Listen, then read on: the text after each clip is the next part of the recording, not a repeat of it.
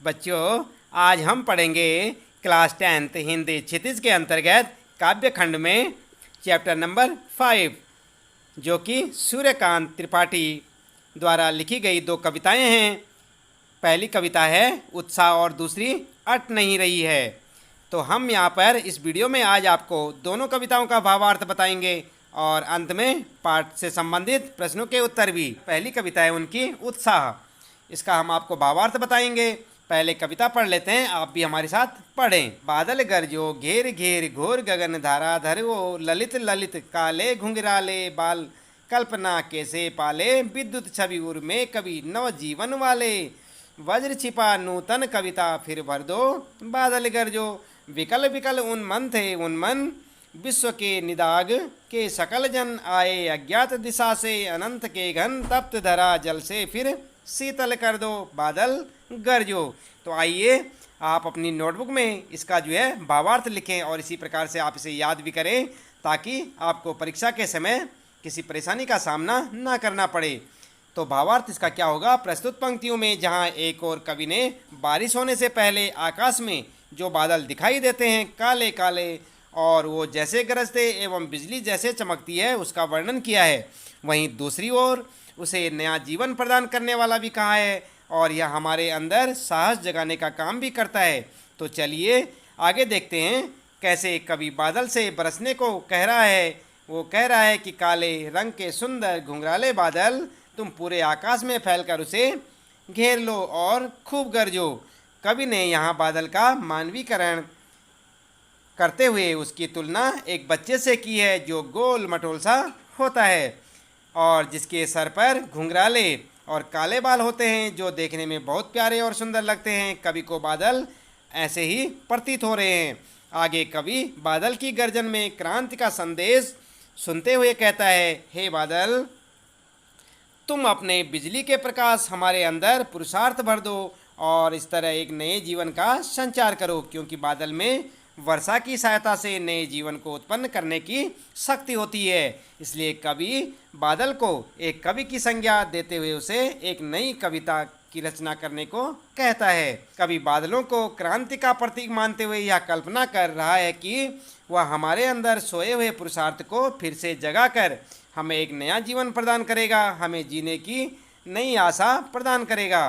कवि इन पंक्तियों में कहता है कि भीषण गर्मी के कारण दुनिया में सभी लोग तड़प रहे हैं एवं व्याकुल थे कि वे कहाँ जाएं कि इस तपती गर्मी से उन्हें राहत मिले, परंतु तभी किसी अज्ञान दिशा से घने काले बादल पूरे आकाश को ढक लेते हैं जिससे तपती धूप धरती तक नहीं पहुंच पाती और फिर घनघोर वर्षा कर वे गर्मी से तड़पती धरती की प्यास बुझाकर उन्हें शीतल एवं शांत कर देती है और धरती के शीतल हो जाने पर सारे लोग भी भीषण गर्मी के प्रकोप से बच जाते हैं और उनका मन उत्साह से भर जाता है।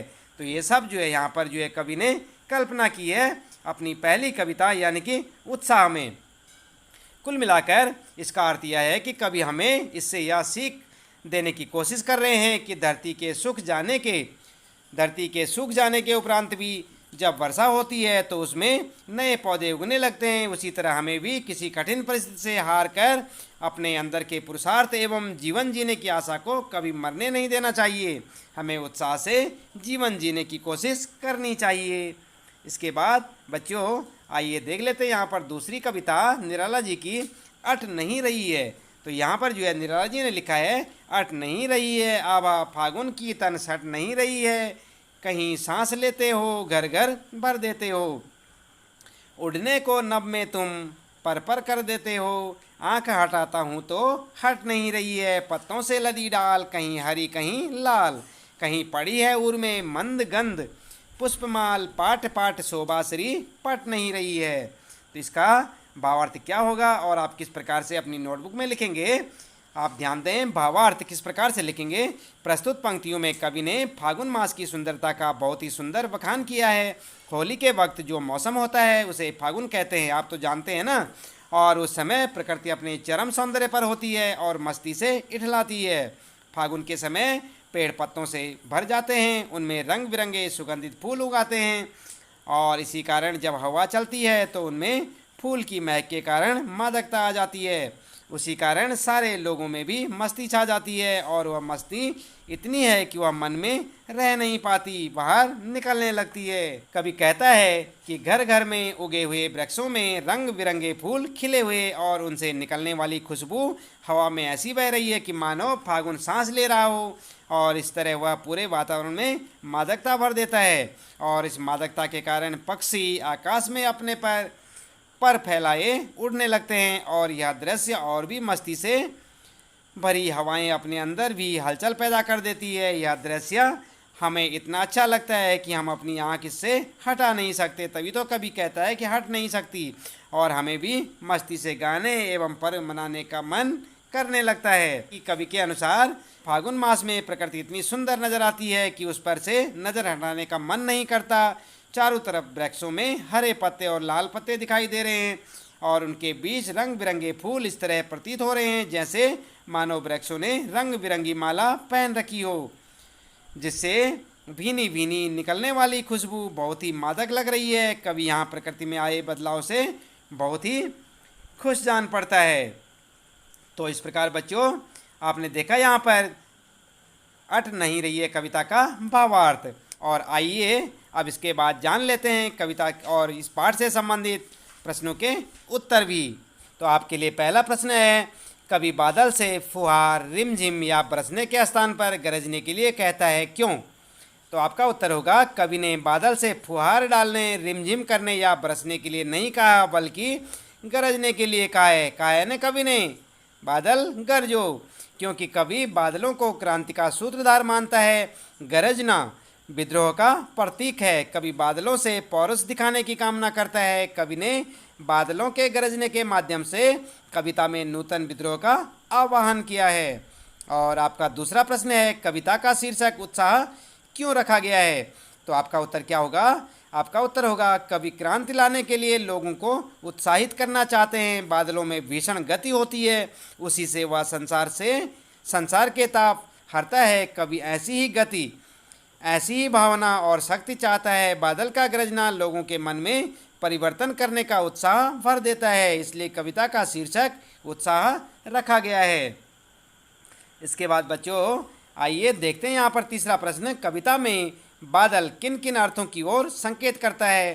तो आपका उत्तर होगा, उत्साह कविता में बादल निम्नलिखित अर्थों की ओर संकेत करता है। नंबर 1, बादल जल बरसाने वाला शक्ति स्वरूप है। दूसरा होगा बच्चों, बादल पीड़ित प्यासे जन और तप्त धरती को शीतलता प्रदान करता है। नंबर 3, बादल शोषितों के मन में उत्साह भर के परिवर्तन लाने के लिए प्रेरित करता है। इसके बाद आइए चौथा प्रश्न यहाँ पर जान लेते हैं। चौथा प्रश्न है, शब्दों का ऐसा प्रयोग जिससे कविता के किसी खास भाव या दृश्य में ध्वन्यात्मक प्रभाव पैदा हो, नाद सौंदर्य कहलाता है।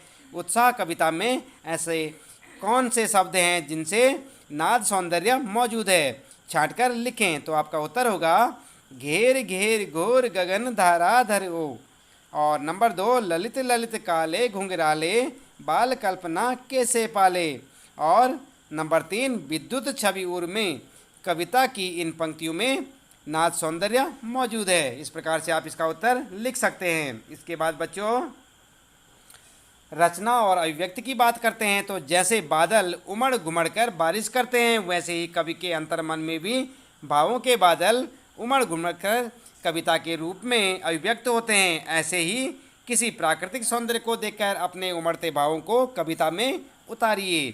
तो आप ध्यान दें, आप उत्तर अपने हिसाब से भी लिख सकते हैं और इस तरह से भी आप नई कविता के रूप में इसे लिख सकते हैं। आपका उत्तर होना चाहिए, दूर आसमानों में बादलों की छवि देख जगी मेरे मन में भी आस, प्यास के मारों को मिली राहत की सांस, यानी कि प्यास के मारों को मिली राहत की सांस, तड़पती बिरहणी की प्रेमी से मिलन की वजह खास, धरती को भी मिली तृप्त की आस, मोर भी करने लगा प्रीतम को मिलने का प्रयास, किसान के आंखों में भी जगी एक चमक खास, देखो बादल लाया अपने साथ कितनी आस। और चाहें तो आप अपने हिसाब से बादलों की और जो है संबंधित ऐसी कोई कविता स्वयं से बनाकर भी लिख सकते हैं कुछ लाइनें। इसके बाद यहाँ पर जो है प्रश्न आपके लिए, छायावाद की एक खास विशेषता है कि अंतर्मन के भावों का बाहर की दुनिया से सामंजस्य बिठाना। कविता की किन पंक्तियों को पढ़कर यह धारणा पुष्ट होती है, लिखिए। तो आपका उत्तर होगा कविता के निम्नलिखित पंक्तियों को पढ़कर यह धारणा पुष्ट होती है कि प्रस्तुत कविता में अंतर्मन के भावों का बाहर की दुनिया से सामंजस्य बिठाया गया है।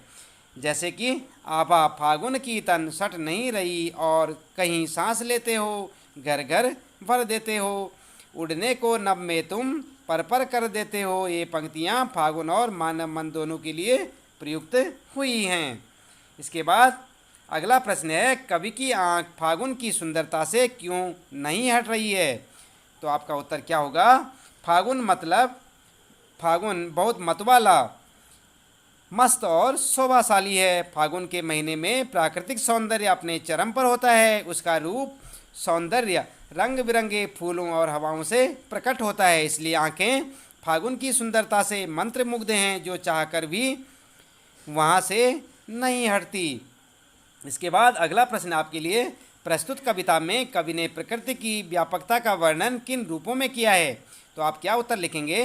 प्रस्तुत कविता अट नहीं रही है में कवि सूर्यकांत त्रिपाठी निराला ने फागुन के सर्वव्यापी सौंदर्य और मादक रूप के प्रभाव को दर्शाया है। फागुन का सौंदर्य असीम है, कवि ने उसे हर जगह छलकते हुए दिखाया है, जो घर घर में फैला हुआ है। यहाँ घर घर भर देते हो में फूलों की शोभा की ओर संकेत है, और मन में उठी खुशी की ओर भी। उड़ने को पर करना भी ऐसा सांकेतिक प्रयोग है जो पक्षियों की उड़ान पर लागू होता है, और मन की उमंग पर भी। सौंदर्य से आंख न हटा पाना भी उसके विस्तार की झलक देता है। फागुन में ऐसा क्यों? उसके बाद अगला प्रश्न है कि फागुन में ऐसा क्या होता है जो आपकी ऋतुओं से भिन्न होता है? तो आपका उत्तर होगा, फागुन में सर्वत्र मादकता सुंदरता छाई रहती है। प्राकृतिक शोभा अपने पूर्ण यौवन पर होती है। पेड़ पौधे नए पत्तों फल फूलों से लद जाते हैं। वह हवा जो है सुगंधित हो उठती है। आकाश साफ स्वच्छ होता है। पक्षियों के समूह आकाश में विहार करते दिखाई देते हैं। बाग बगीचों और पक्षियों में उल्लास भर जाता है। इस तरह फागुन का सौंदर्य बाकी ऋतुओं से भिन्न है। इसके बाद बच्चों आप ध्यान दें, पांचवा प्रश्न क्या है आपके लिए? इन कविताओं के आधार पर निराला के काव्य शिल्प की विशेषताएं बताएं। तो उत्तर होगा आपका, महाकवि सूर्यकांत त्रिपाठी निराला जी छायावाद के प्रमुख कवि माने जाते हैं। छायावाद की प्रमुख विशेषताएं हैं प्रकृति चित्रण और प्राकृतिक उपादानों का मानवीकरण।